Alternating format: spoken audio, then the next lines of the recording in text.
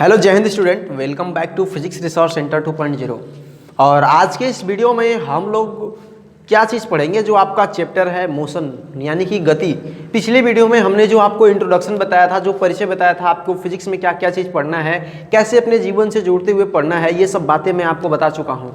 और ये बातें बता चुका हूँ तो उसी के साथ हम लोग लेक्चर नंबर 2 की शुरुआत करने जा रहे हैं। और ये बहुत ही इंटरेस्टिंग टॉपिक है, मोशन, गति। अगर बात करें गति की, तो गति होती क्या है, आप सामान्य भाषा में ये नहीं कह सकते हैं कि कोई गाड़ी चल रही है तो उसकी गति है, कोई हवाई जहाज उड़ रहा है तो गति है।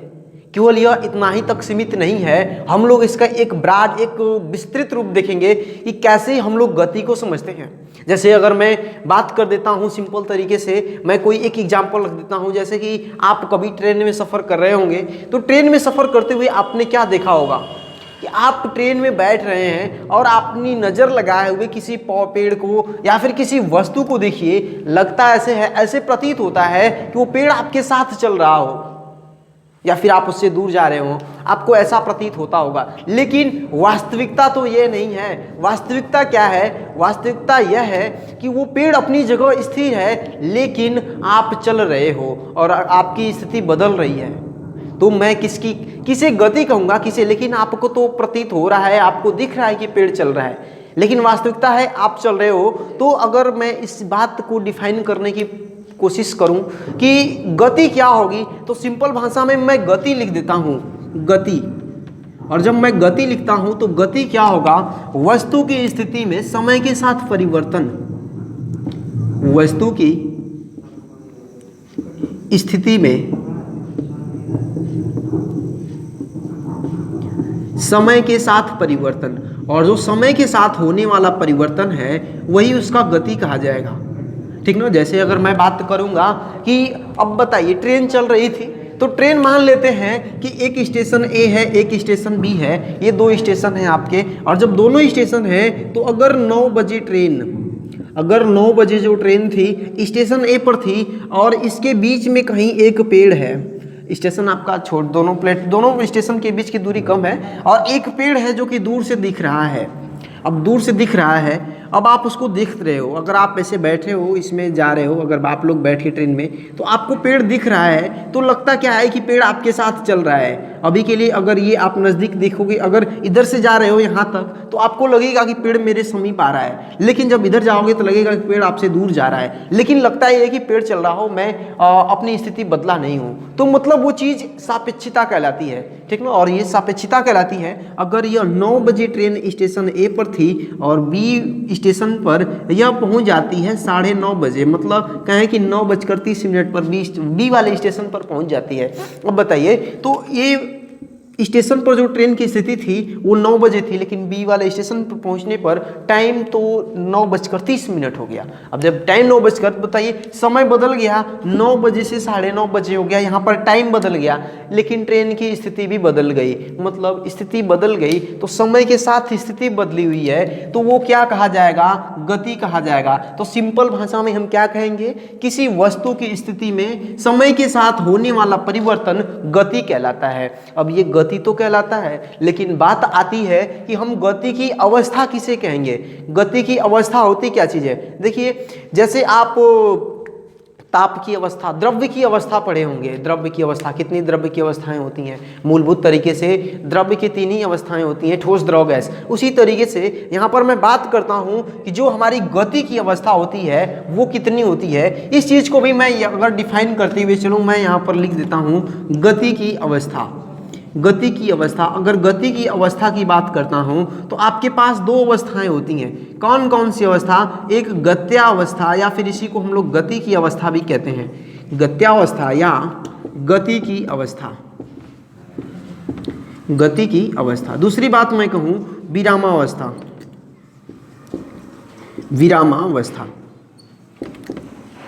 अब बताइए, ये आपकी गत्यावस्था, दूसरा आपकी विरामावस्था, तो दोनों में अंतर क्या है कि अगर वस्तु की स्थिति में समय के साथ परिवर्तन हो जाता है तो वो आपकी गत्यावस्था या फिर गति की अवस्था कही जाती है। मान लेते हैं अभी तो ट्रेन ए स्टेशन पर 9 बजे थी और 9:30 बजे बी वाले स्टेशन पर पहुंच गई। मान लेते हैं एक दूसरी ट्रेन है कि जो यहीं पर खड़ी रह गई, स्टेशन ए पर ही खड़ी रह गई, और जो दूसरी वाली ट्रेन है ये आपकी दूसरी ट्रेन है, और एक जो पहली वाली ट्रेन जो थी वो आपकी स्टेशन बी पर पहुंच गई है। जो दूसरी वाली ट्रेन है वो यहीं पर रह गई, लेकिन अब इसका जो 9:30 है यहीं पर बज गया है, इसका 9:30 दूसरी वाली ट्रेन का यहीं पर बज गया है, और जब इसका 9:30 यहीं पर बज गया है, इसका 9:30 यहाँ पर बजा है, तो मतलब क्या है कि इसकी स्थिति में कोई भी परिवर्तन नहीं हुआ है, इसकी स्थिति में परिवर्तन हो चुका है। तो अगर बात करें तो जो दूसरी वाली ट्रेन है इसकी क्या होगी, इसकी हम लोग क्या कहेंगे, इसकी अवस्था को तो हम लोग कहेंगे विरामावस्था, इसकी अवस्था को हम लोग कहेंगे विरामावस्था, और इसकी पहली वाली ट्रेन की अवस्था को क्या कहेंगे, गति की अवस्था। और उसी तरीके से अगर बात करें कि जो आपका ट्रेन चल रहा है और आप पेड़ को देख रहे हो, लग रहा है ये पेड़ भी आपके साथ चल रहा हो, तो जो पेड़ की अवस्था है वो भी तो आपकी विरामावस्था है, मतलब पेड़ कहीं नहीं जा रहा है, वो केवल आपको प्रतीत हो रहा है, लेकिन आप चल रहे हो तो आप गति की अवस्था में हो, क्योंकि आपकी स्थिति बदल रही है। अब जब आपकी स्थिति बदल रही है तो आपकी गोगत्यावस्था हो जाएगी, और स्थिति बदलेगी नहीं, मतलब समय के साथ नहीं बदलेगी, तब वो क्या हो जाएगा, आपकी विरामावस्था हो जाएगा, मतलब कि आपकी स्थिति बदल नहीं रही है, ठीक ना। और जब आपकी स्थिति बदल नहीं रही है तो ये चीज़ अब आपके लिए समझना आसान हो गया। तो आई होप कि आपको ये चीज़ समझ में आया होगा। अगर आप इसको अन्य भी उदाहरणों से समझ लो तो बेटर है। अन्य उदाहरणों से बात करें तो कोई वस्तु अगर रखी हुई है एक जगह स्थिर है और स्थिर है, तो मतलब क्या है कि उसकी जो अवस्था है वो विरामावस्था हो सकती है। अगर बात करें गत्यावस्था की, तो गत्यावस्था अभी कोई भी एक्सीडेंट होता है, कोई भी कार्य होता है, तो अगर किसी के द्वारा अगर कोई व्यक्ति है या फिर मशीन है, तो अगर कार्य हो रहा है तो किसके द्वारा हो रहा है। अब मशीन कार्य कर रही है तो मतलब उसकी स्थिति में परिवर्तन हो रहा है, उसकी स्थिति में परिवर्तन हो रहा है तो भी आपकी क्या होगी, गति अवस्था होगी। लेकिन अगर वही मशीन बंद पड़ी है तो उसकी स्थिति में समय के साथ परिवर्तन नहीं हो रहा है, और जब समय के साथ परिवर्तन नहीं हो रहा है तो वो कौन सी अवस्था होगी, विरामावस्था होगी। जैसे अगर हम लोग दिन भर इधर उधर भाग दौड़ करते हुए स्कूल जाना, कोचिंग आना, पढ़ना, तो अपनी स्थिति को समय के साथ दिन भर में बदलते रहते हैं, लेकिन रात को क्या है, खा करके एक जगह सो जाते हैं, तो सोते वक्त क्या हमारी स्थिति में परिवर्तन होता है। सोते समय अगर हमारी स्थिति में कौन सा परिवर्तन हो रहा है, मतलब हम कोई भी गति नहीं कर रहे हैं, मतलब कि हमारी स्थिति बदली नहीं, हम एक जगह सोए हुए हैं, लेकिन दिन भर भाग दौड़ कर रहे हैं, तो दिन भर की जो आपकी अवस्था है वो गत्यावस्था कह सकते हैं, और जब आप सो करके रात को रेस्ट ले रहे हैं तो आपकी विरामावस्था हो सकता है। तो आई होप कि आपको ये चीज़ समझ में आ गया होगा। तो अब हम लोग समझते हैं हमारा जो थर्ड टॉपिक है, दूरी क्या होती है। तो दूरी समझने के लिए बिल्कुल ही सिंपल है, दूरी किसे कहेंगे आप लोग। चलिए मैं इसको इरेज करता हूँ।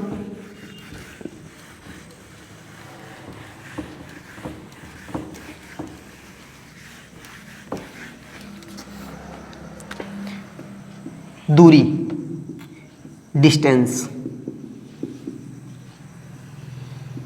और चौथे वाले टॉपिक को भी मैं इसी में इंक्लूड करता हूं, क्योंकि दोनों चीज़ों को हम लोग साथ साथ समझेंगे। विस्थापन, डिस्प्लेसमेंट, डिस्प्लेसमेंट।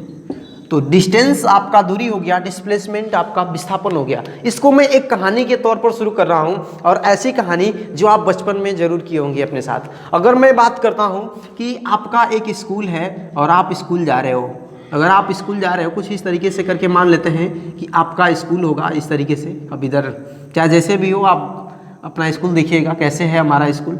अगर ये आपका रास्ता है और आप यहाँ पर खड़े हो, और आप यहाँ पर कहीं पर खड़े हो, और यहाँ से आपके जो स्कूल की दूरी है, मैं सिंपल तरीके मान लेता हूँ 4 किलोमीटर की आपके स्कूल की दूरी है। आप पर डे स्कूल जाते हो।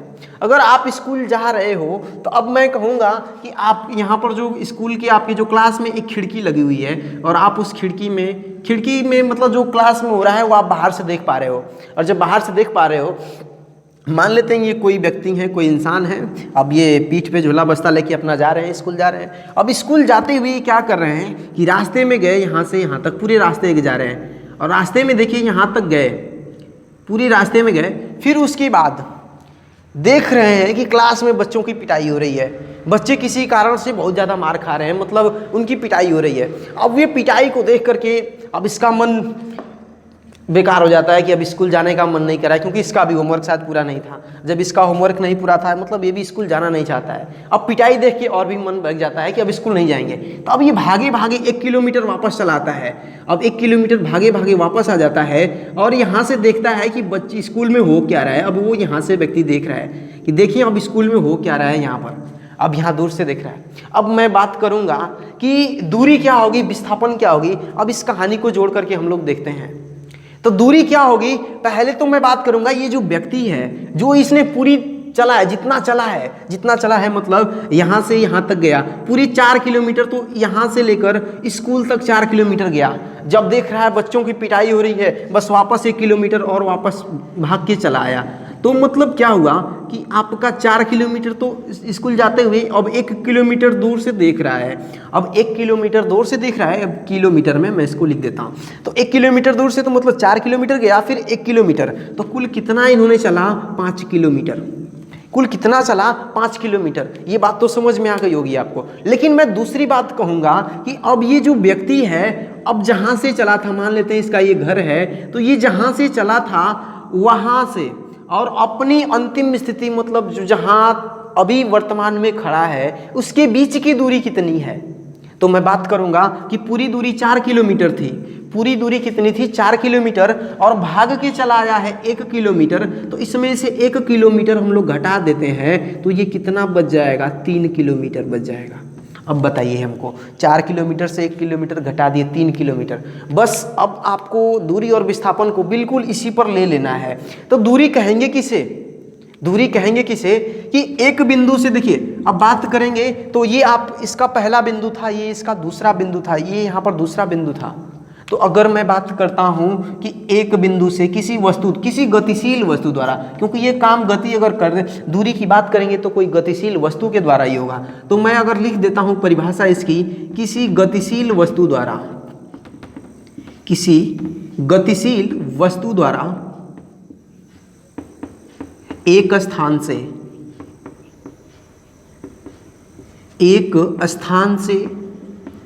दूसरे स्थान के बीच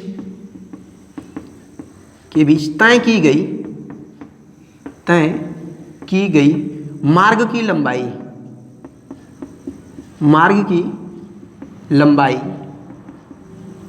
दूरी कहलाती है।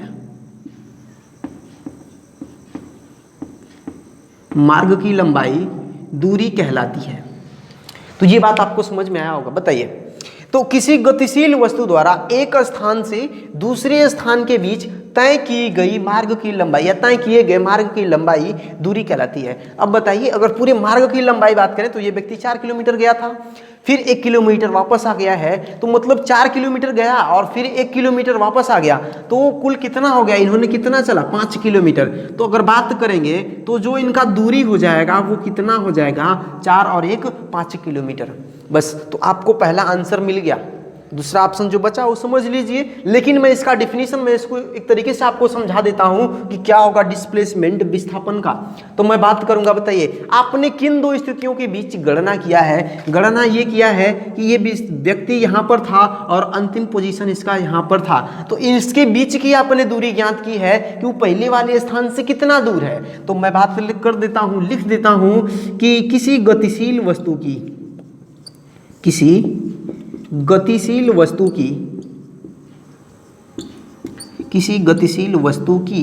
प्रारंभिक व अंतिम स्थिति के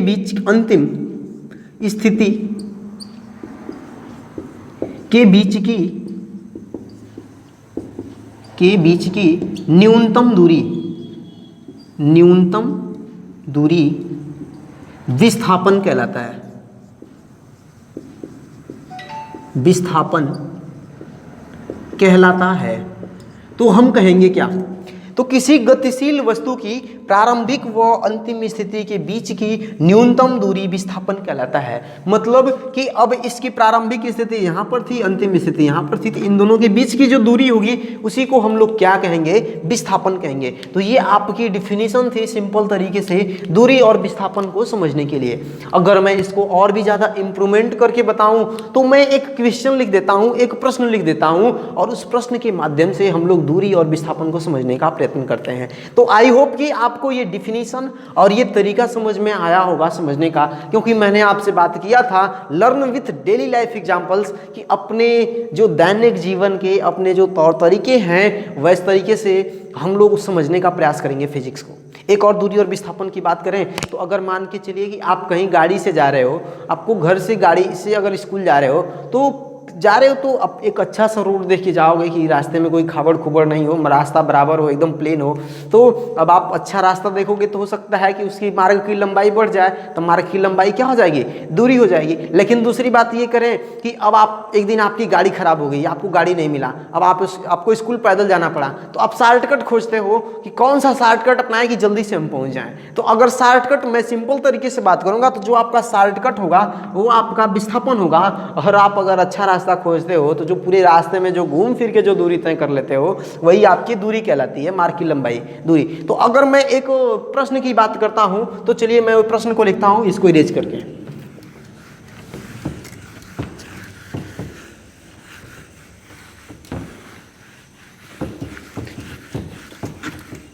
प्रश्न क्या है आपका, एक व्यक्ति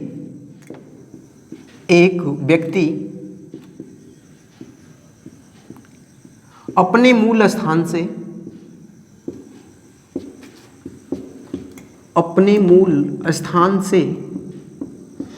4 किलोमीटर उत्तर दिशा में, सीधे उत्तर दिशा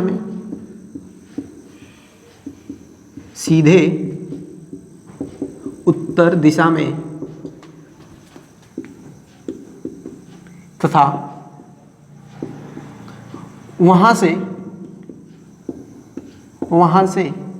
सीधे पूर्व दिशा में 3 किलोमीटर चलता है, 3 किलोमीटर चलता है, उसके द्वारा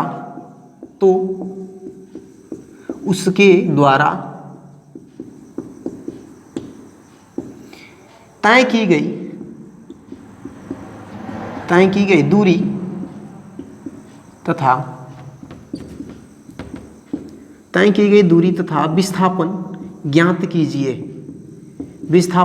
कीजिए। ये आपका एक सिंपल सा प्रश्न हो गया कि एक व्यक्ति अपने मूल स्थान से 4 किलोमीटर सीधे उत्तर दिशा में तथा वहां से सीधे पूर्व दिशा में 3 किलोमीटर चलता है, तो उसके द्वारा तय की गई दूरी तथा विस्थापन ज्ञात कीजिए। अब चलिए हम लोग बात करते हैं इस प्रश्न को समझने की। तो अगर इस प्रश्न को अगर हमको सॉल्व करने की बात आती है तो वह यहाँ पर आपको एक चीज़ की आवश्यकता पड़ेगी जो कि आपको दिशा बता सके। तो दिशा बताने के लिए आपका जो डायग्राम बनता है, कैसे बनता है डायग्राम, अगर मैं कुछ इस तरीके से, अगर आप लोग एटलस देखे हों, मानचित्र देखे हों, तो मानचित्र में क्या होता है, कुछ इस तरीके से बना दिया जाता है। बनाने के बाद ऊपर की तरफ कौन सी दिशा होती है, उत्तर, नीचे की तरफ कौन सी दिशा होती है, दक्षिण दिशा होती है। अगर बात करें तो इधर कौन सी दिशा होती है, पश्चिम दिशा होती है, इधर पश्चिम दिशा होती है, और इधर कौन सी दिशा होती है, पूर्व दिशा होती है। तो मतलब उत्तर, दक्षिण, पूर्व, पश्चिम, ये आपकी दिशा हो गई, आपके डायरेक्शन हो गए। अब ये सवाल को हम लोग पढ़ते हैं कि सवाल क्या कह रहा है कि एक व्यक्ति अपने मूल स्थान से 4 किलोमीटर सीधे उत्तर दिशा में, बताइए। तो अगर मैं इसका मूल स्थान ये ले लेता हूँ तो उत्तर दिशा किधर है, ऊपर की तरफ। तो अगर इसका मूल स्थान यहाँ पर मैं मान लेता हूँ तो यहाँ से सीधे 4 किलोमीटर वो जाता है उत्तर दिशा में, 4 किलोमीटर। उसके बाद बोला है कि वहाँ से सीधे पूर्व दिशा में 3 किलोमीटर चलता है, मतलब यहाँ से यह यहाँ तक चलता है और इस बिंदु तक वो चलता है 3 किलोमीटर। और तब 3 किलोमीटर चलता है तो इस व्यक्ति के द्वारा तय की गई दूरी तथा विस्थापन ज्ञात कीजिए। तो अगर मैं बात करूंगा दूरी की, तो दूरी क्या होगी, मैं आपको बता चुका हूं कि किसी गतिशील वस्तु द्वारा एक स्थान से दूसरे स्थान के बीच तय किए गए मार्ग की लंबाई को दूरी कहते हैं। तो ये व्यक्ति पहले चला है 4 किलोमीटर, उसके बाद कितना चला है 3 किलोमीटर, तो कुल मिला लें तो कितना दूरी इसने तय कर लिया 7 किलोमीटर। तो इसके द्वारा जो तय की गई दूरी होगी वो कितना होगी 7 किलोमीटर। लेकिन बात करें इसके विस्थापन की, इसके शॉर्टकट की, तो क्या होगा इसका विस्थापन, चलिए उसको भी हम लोग देख लेते हैं। अगर मैं बात करूंगा विस्थापन की, विस्थापन, तो अगर विस्थापन की बात करते हैं तो बताइए इसके लिए क्या यह वाली जो दूरी होगी वो कम दूरी होगी, या फिर अगर मैं इसको सीधे शॉर्टकट ले लेता हूं तो ये वाली इसकी दूरी कम होगी। कौन सी इसके लिए दूरी कम होगी, मैं इसको नाम दे देता हूं कि ये पॉइंट ए है, ये पॉइंट बी है, ये पॉइंट सी है, इस तरीके से, ताकि यह आसान हो जाए। तो बताइए इसके लिए न्यूनतम दूरी तो यह होगी ए से लेकर सी तक, ई न कि ए टू बी फिर बी टू सी, ये तो दूरी ज़्यादा हो जाएगी। तो अगर न्यूनतम दूरी की बात करते हैं तो वही आपका विस्थापन आ जाता है, क्योंकि प्रारंभिक स्थिति ए और अंतिम स्थिति सी, तो इसके बीच की जो दूरी होगी एसी ही आपका क्या होगा, विस्थापन होगा। तो अगर एसी निकालने की बात करेंगे तो एसी को निकाल लेंगे कैसे, देखिए प्रश्न में बिल्कुल क्लियर कर दिया हूं। क्या प्रश्न है कि सीधे उत्तर दिशा में तथा वहां से सीधे पूर्व दिशा में, अर्थात जब सीधे चलेगा तो ये कोण बनेगा 90 डिग्री का, और जब 90 डिग्री का कोण बनेगा तो आपको एक चीज तुरंत फटाक से दिमाग में आ जानी चाहिए, क्या कि पाइथागोरस प्रमेय क्या होती है। पाइथागोरस प्रमेय, ये अगर कोई समकोण त्रिभुज होता है तो जो कर्ण की भुजा का वर्ग होता है, कर्ण वाली भुजा का वर्ग अन्य दो भुजाओं के वर्गों के योग के बराबर होता है। जैसे मैं बात कर लेता हूँ, कहीं चार्ट में लिख देता हूँ इधर, कि अगर ये हमारा एक समकोण त्रिभुज है कुछ इस तरीके से करके, ये 90 डिग्री है, तो ये आपका लंब कर्ण हो जाता है, ये भुजा आपकी कर्ण हो जाती है, ये आपका लंब और ये आपका आधार हो जाता है। तो अगर मैं बात करता हूं तो पाइथागोरस का प्रमेय क्या कहता है, कर्ण का वर्ग, कर्ण का वर्ग, मैं अच्छे से लिखूं भाई, कर्ण का वर्ग बराबर में लंब का वर्ग प्लस में आधार का वर्ग, लंब का वर्ग प्लस में आधार का वर्ग, कुछ इस तरीके से मैं लिखता हूं। अगर नाम दे देता हूं ए बी सी, तो मैं क्या लिखूंगा, ए सी का स्क्वायर प्लस में लंब आपका बी सी है, कर्ण बराबर में लंब आपका क्या है BC है, तो BC का स्क्वायर और प्लस में आधार आपका AB है, तो प्लस में AB का स्क्वायर, मैं इस तरीके से लिख देता हूं। अगर यहाँ पर मैं बात करूंगा तो विस्थापन के लिए हमको चाहिए क्या, AC। तो अगर पाइथागोरस प्रमेय की सीधे बात कर लेता हूं तो अब क्या लिखूं, AC का स्क्वायर बराबर में क्या लिखूंगा, AB का स्क्वायर प्लस में BC का स्क्वायर, मैं इस तरीके से लिख देता हूं। अब मैं बात करूंगा तो एक चीज़ और मैं लिखूं क्या, कि इधर आप ब्रैकेट में दीजिएगा पाइथागोरस प्रमेय से, पाइथागोरस की प्रमेय से, पाइथागोरस की प्रमेय से, क्योंकि ये चीज़ आप जितना अच्छे से उसको लिखेंगे उतना आपके लिए बेनिफिट होगा, उतना बेहतर होगा। तो अगर अब बात करें AC ज्ञात करने की, तो दोनों पक्षों का अगर वर्गमूल ले लीजिए तो स्क्वायर से करड़ी खत्म। क्यों स्क्वायर से करड़ी खत्म, जैसे मान लेते हैं A का स्क्वायर है, अगर हम इसका वर्गमूल लेते हैं तो वर्गमूल का मतलब होता है घात का 1/2, मतलब कि A स्क्वायर की जो घात होगी वो 1/2। और आपको तो ये भी पढ़े होंगे कि A to the power m होता है, A की टू द पावर m है और पूरे की पावर क्या, इसकी पावर n है, तो ये हो जाता है A to the power m गुणा में n हो जाता है। तो बताइए ना क्या होगा, 1 पावर में 2 गुणा 1/2, 2 से 2 खत्म, क्या बच गया आपका, सीधे सीधे मैं बात करूँ तो A बच गया, A बच गया ना। तो यहाँ पर AC का अगर वर्गमूल लेता हूँ तो AC हो जाएगा, इधर का वर्गमूल ले लेता हूँ तो आपका AB का वर्ग हो जाएगा, प्लस में क्या हो जाएगा, BC का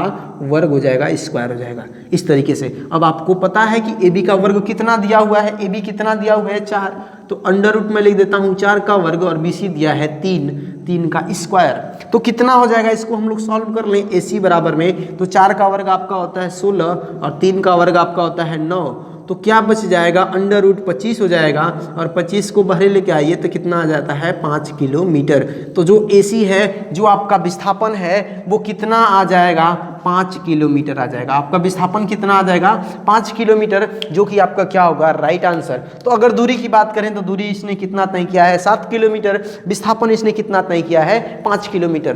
तो आई होप कि आपको ये सब प्रश्न और दूरी विस्थापन को समझने का तरीका समझ में आया होगा। अगले दिन हम लोग समझेंगे दूरी और विस्थापन के कुछ अन्य भी महत्वपूर्ण सवाल और इनके गुण की भी बात करेंगे। गुण की बात ये करेंगे कि राशि किस प्रकार की है। आपने नाम सुना होगा मात्रक और राशि राशि क्या होती है, मात्रक और राशि बताइए। यहाँ पर मैं किलोमीटर बार बार यूज कर रहा हूँ, 7 ऐसे जो न्यूमेरिक अंक है बार बार मैं यूज कर रहा हूँ, प्रयोग कर रहा हूँ। तो ये सब चीज़ें क्या है, हम लोग इन सब चीज़ों को भी समझेंगे, क्योंकि ये चीज़ जानना जरूरी है। क्योंकि जिस बर्तन में आप खाना पकाते हो सभी बर्तन का नाम आपको पता हुआ है, और सभी बर्तन का नाम, जैसे चम्मच से खाना खा लेते हो उसका नाम चम्मच के हाथ जो उठा के खाने वाला वो चम्मच है। जिसमें हम लोग चावल बनाएंगे उसका भी नाम आपने कुकर रख दिया कि इसका नाम कुकर है, इसका नाम कढ़ाई है, इसका नाम करछुल है। मतलब इस तरीके से आप सभी बर्तन का नाम रखे हुए हैं। हम लोग भी मात्रक जो बर्तन है उसको भी समझेंगे कि अलग अलग प्रकार का कैसा मात्रक है, वो भी एक प्रकार का बर्तन ही है। बस फर्क ये है कि आप उस बर्तन का काम क्या करते हो खाना बनाने में, इस बर्तन का प्रयोग हम लोग करेंगे अपने इस फिजिक्स को समझने में। तो हम लोग मिलते हैं किसी नेक्स्ट वीडियो में, तब तक के लिए जय हिंद।